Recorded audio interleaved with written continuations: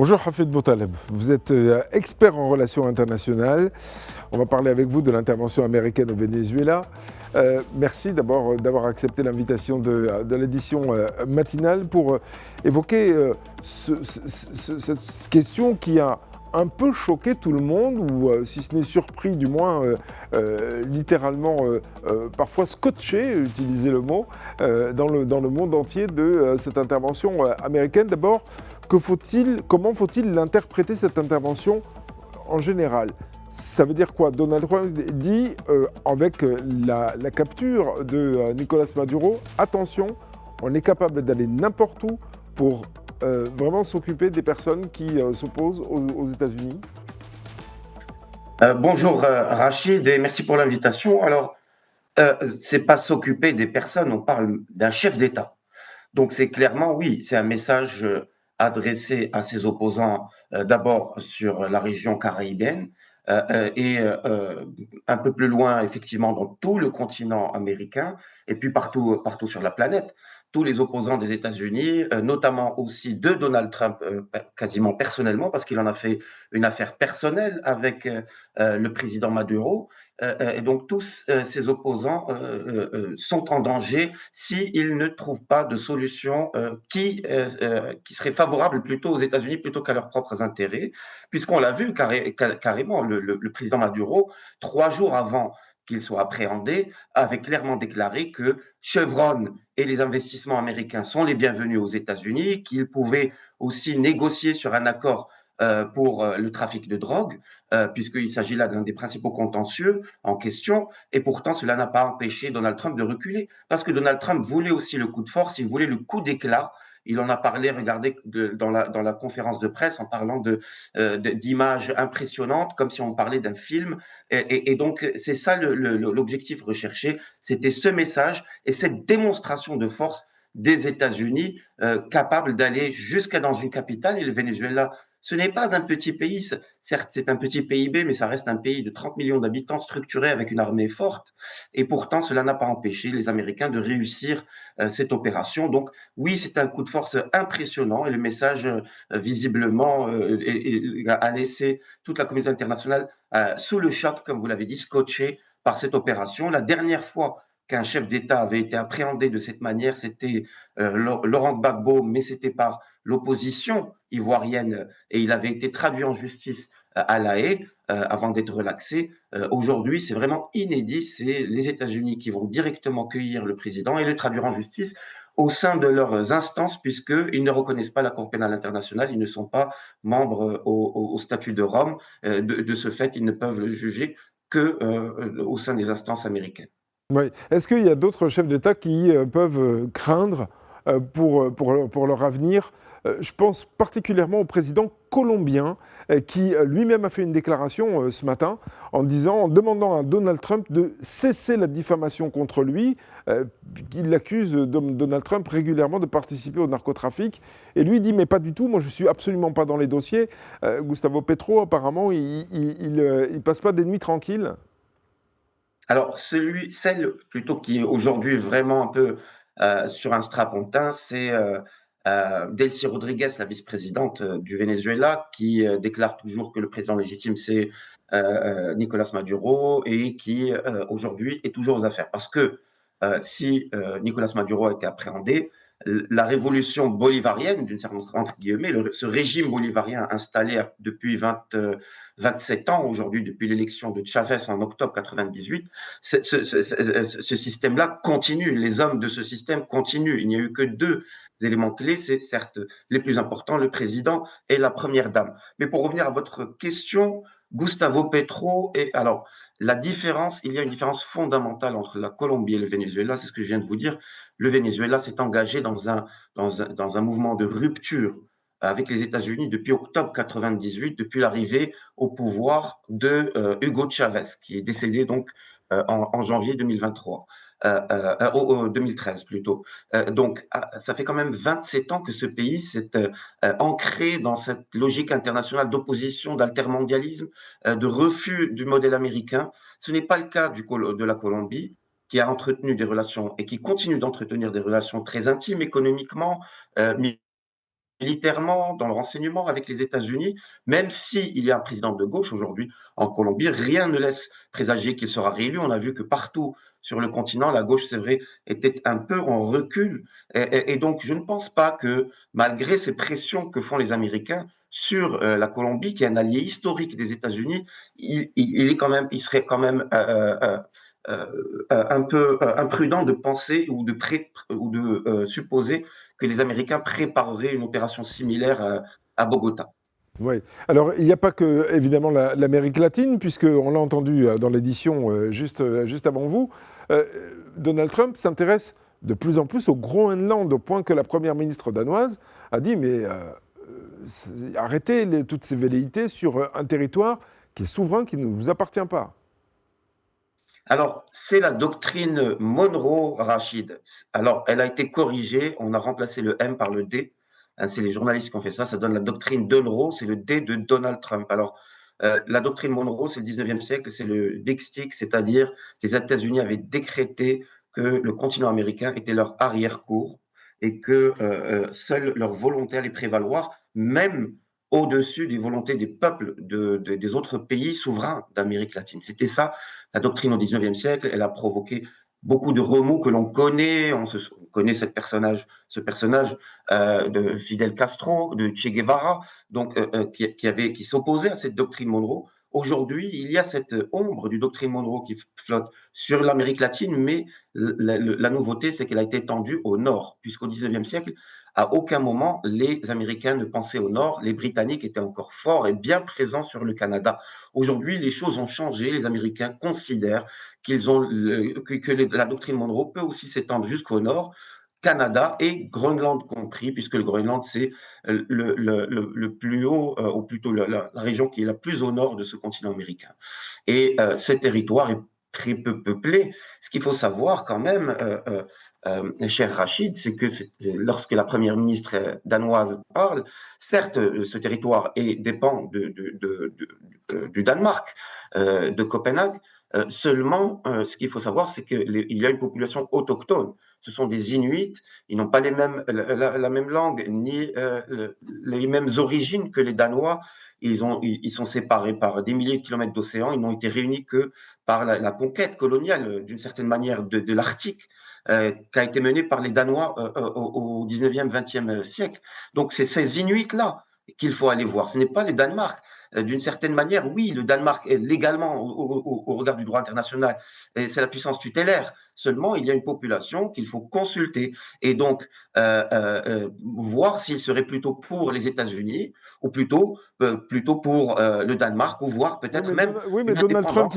Donald Trump dit c'est une question de sécurité pour les États-Unis parce qu'il y a des navires chinois et des navires russes qui s'approchent des côtes du Groenland et le Danemark n'a pas la capacité d'aller les contrer. C'est son argument. Oui, alors c'est pas que le Danemark qui est visé, c'est aussi l'Union européenne et l'incapacité de cette organisation à pouvoir réellement peser diplomatiquement face à ces puissances que sont la Chine et la Russie. La Russie, quand même, elle est dans une région, c'est un précaré aussi, l'Arctique, pour les Russes, donc ils y sont depuis le XVIIe siècle. Et pour la Chine, alors la question effectivement qui se pose, c'est le poids de la Chine aujourd'hui économiquement dans le continent américain. Ce que font aujourd'hui les Américains, notamment Donald Trump, c'est aussi une politique d'endiguement. Et elle commence par des changements de régime comme ce qui se passe aujourd'hui au Venezuela. Il faut savoir que le premier partenaire économique de tous les pays d'Amérique latine, aujourd'hui, c'est devenu la Chine. Ce n'est plus les États-Unis, ce qui constitue d'une certaine manière un pied de nez à cette doctrine d'Unruh. C'est-à-dire que les Américains, idéalement, aujourd'hui, cherchent à redevenir la première puissance économique du continent. Ils le sont déjà, mais la première puissance commerciale, excusez-moi, du continent, devant la Chine, après avoir été doublée par Pékin. Et c'est ça le véritable objectif. Et derrière, bien évidemment, les minerais rares, les terres rares, le pétrole vénézuélien, les terres rares du Groenland, tout ça, c'est une logique patrimoniale. Tout ce qui est au sous-sol aux yeux de Donald Trump, s'il se situe sur le continent américain, c'est qu'il appartient ou les Américains ont un droit dessus. Et c'est une posture qui est quand même, qui met en difficulté, en fragilité, tout le socle multilatéral qui a été construit depuis la fin de la Seconde Guerre mondiale. Ouais. Qu'est-ce que Donald Trump a voulu dire avec cette action menée contre le Venezuela? Est-ce qu'il a voulu dire, attention, derrière les mots, il peut y avoir aussi des actes, et donc c'est un message envoyé à la planète entière? À la planète entière, on a quand même vu que plus loin en Afrique, lorsqu'il a voulu muscler le discours avec le Nigeria, les choses se sont passées différemment. Donc, est-ce que les Américains pourraient faire ça, par exemple, dans un pays en Afrique? Tout dépend du poids de ce pays, mais ça semble difficile à envisager.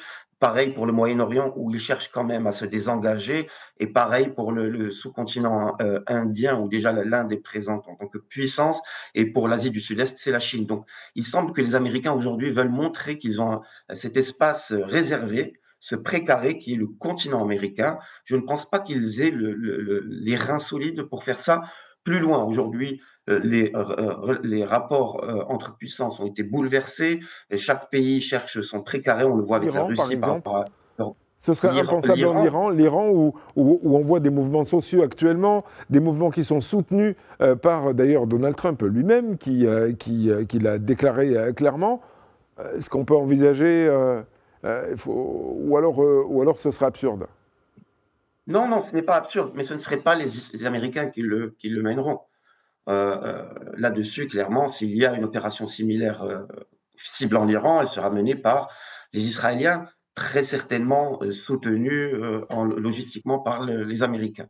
Mais exactement comme ce qui s'est passé pendant cette guerre des 12 jours en juin 2024, où l'essentiel des frappes quantitativement a été mené par les Israéliens, mais qualitativement, ça a été les frappes américaines. Donc, en Iran, peut-être, c'est le 5e mouvement social en 4 ans, 1500 exécutions en 2025. Très clairement, ce pays est en difficulté avec la sécheresse au nord, les difficultés avec la baisse du coût du baril, du prix du baril qui est aujourd'hui à 60. On pourrait imaginer un scénario similaire ciblant le Morshed Khamenei, mais qu'il soit mené directement par les États-Unis, ça semblerait un peu hasardeux. Ce n'est pas le même contexte que celui du Venezuela. Oui. Alors on a connu Donald Trump faiseur de paix. Maintenant, on connaît le Donald Trump qui est capable de ce type de coup de force. Est-ce que le président américain, le chef de la Maison-Blanche, essaye de redessiner à la fois le monde et aussi sa propre image? Alors, vous avez raison, Rachid, de parler de sa propre image, puisque nous sommes à 8 mois des élections, ou plutôt 9 mois des élections midterm, c'est-à-dire qu'ils vont renouveler la Chambre des représentants au Congrès et un tiers du Sénat, ce qui bouleverse complètement les équilibres politiques domestiques aux États-Unis. Et donc là-dessus, Donald Trump veut donner cette image de président fort, revenir un peu sur sa campagne de 2024.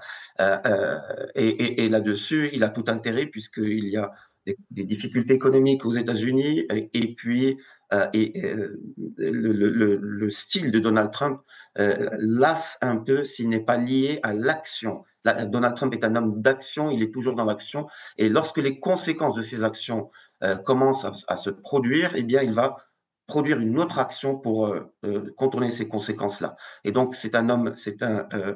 comme le dit Giuliano De Empoli, écrivain italien, c'est un Borgien, c'est quelqu'un qui se situe uniquement dans l'action sans véritablement prévoir les conséquences. Et c'est d'une certaine manière, cette fuite en avant qui lui a beaucoup porté chance dans son histoire personnelle, puisqu'il a toujours été forcé de se réinventer. Et là aussi, on le voit, seulement une fuite en avant impliquant un dirigeant étranger, un pays souverain, ça commence à faire un peu beaucoup et ça fait peur un peu, ça bouleverse ces équilibres géopolitiques sur lesquels se sont construites les relations internationales et le multilatéralisme global qui est un acquis fondamental pour la communauté internationale. Oui. Est-ce que, d'après vous, Donald Trump a déjà réussi une prouesse, c'est-à-dire celle de diffuser ses idées et à travers le monde entier, dans le sens où il y a des chefs d'État et de gouvernement maintenant qui se positionnent en fonction du chef de la Maison-Blanche. Est-ce que ça, c'est pas déjà une victoire idéologique sur la planète? Vous pensez peut-être, Rachid, à Antonio Cast, par exemple, entre Par autres, exemple.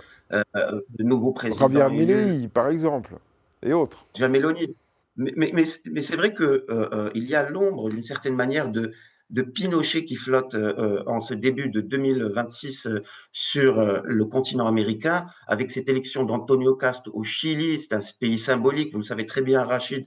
Le Chili de Pinochet avait marqué les consciences en Amérique latine et avait clivé ce continent, séparé, divisé les idéologies de ce continent. Et on voit que Antonio Cast revient gonflé par ce trumpisme qui est populaire en Amérique latine, rappelons-le, avec gonflé aussi par la montée dans les sondages de Bolsonaro, même si aujourd'hui il est incarcéré. Et oui, le trumpisme avance. Preuve en est cette opération au Venezuela, cette élection de Cast et qui se réclame clairement de Pinochet. Pinochet, un allié des États-Unis et de l'aile conservatrice, et aussi Marco Rubio, secrétaire d'État aux affaires étrangères des États-Unis, qui commence carrément à parler ou à pointer du doigt Cuba pour peut-être être la prochaine étape. Et vous l'avez bien dit, la montée des populismes dans le monde et des autoritarismes qui vont dans le sens de l'idéologie de Trump, eh bien, tout cela, effectivement, en début de 2026, n'arrange pas cet esprit anxiogène, cet sentiment d'anxiété au sein qui prend la communauté internationale de plus en plus. On le voit avec ses réactions en Europe, cette peur panique de l'avancée russe, la réaction chinoise aussi. Et donc, effectivement, Donald Trump continue à séduire à l'international, mais à ce que l'on voit, à ce que le sondage démontre, il est plus aussi populaire quand même à l'intérieur des États-Unis, mais c'est normal, ça s'appelle l'usure du pouvoir, l'exercice du pouvoir. Oui, ça veut dire que s'il devait être affaibli, ce serait de l'intérieur. Bon, on ne voit pas un président des États-Unis affaibli de l'extérieur, donc nécessairement, oui, ce sera de l'intérieur, peut-être même de la prochaine élection, et le résultat de son intervention au Venezuela va compter, parce que vous savez qu'il y a beaucoup de Latino-Américains qui ont voté pour Trump et qui continuent, hein, malgré cette attaque au Venezuela, continuent à le supporter, puisque le président Maduro était assez clivant aussi. Il ne faisait pas l'unanimité au sein de la communauté latino-américaine aux États-Unis, loin de là. Et donc, le président Donald Trump, visiblement, va continuer sur ses stratégies, en espérant pas que ce soit toujours l'équipe qui gagne, mais est-ce que le résultat véritablement, comme le dit le sénateur Mark Kelly, sénateur démocrate, si c'était que pour le pétrole et des terres rares, Donald Trump devra payer. Donc, d'une certaine manière, c'est un jeu hasardeux auquel il se livre, mais les résultats de novembre 2026 nous diront si ou non Donald Trump a fait 2 premières bonnes années ou pas. On a vu hier la CELAC, c'est la communauté des États d'Amérique latine et des Caraïbes qui s'est réunie en urgence, d'ailleurs en Colombie, pour essayer d'asseoir une position commune sur la situation au Venezuela et particulièrement concernant Nicolas Maduro, hein, qui a été capturé. Pas de communiqué commun à l'arrivée, ça veut dire des États complètement divisés, ça veut dire que quelque part, Donald Trump a réussi à diviser pour mieux régner. Bien sûr que Donald Trump, au sein des Caraïbes, Donald Trump a comme le président Bukele du Salvador, il a des soutiens très solides. Cela se renforce de plus en plus, même plus loin en Amérique latine. Donc, oui, est-ce qu'il a réussi à diviser? Les divisions étaient déjà là. Vous savez, le Venezuela n'était pas en bon terme avec un certain nombre de pays d'Amérique latine. Et rappelons que quand même, ce que dit Trump sur le trafic de drogue au Venezuela, ce n'est pas fondé sur du vide. Il y a le cartel de Los Soles, c'est un cartel très puissant dans le trafic de drogue qui est soutenu ou plutôt dont un certain nombre de ténors sont des généraux de l'armée vénézuélienne. Donc les accusations de Donald Trump ne sont pas forcément dénuées de tout fondement. Ce que l'on attend, c'est de voir les preuves qui seront présentées pour démontrer le lien direct véritablement entre Maduro et ce cartel-là vénézuélien. Mais on s'imagine qu'en tant que président depuis 13 ans, Maduro a pas mal a dû certainement assez quand même soutenir ce cartel. Mais donc cette politique menée quand même par le Venezuela depuis plusieurs années n'a pas fait n'a pas fait que des amis pour le chavisme, et plusieurs gouvernements latino-américains et de caraïbéens se distancent beaucoup du Venezuela, surtout que le modèle économique et l'écroulement économique ne donnent pas envie de suivre ce modèle. Merci beaucoup, Hafez Bourtaleb, d'avoir été en direct avec nous dans la matinale de Medi 1 TV. Je rappelle que vous êtes expert en relations internationales. Merci encore et excellente journée.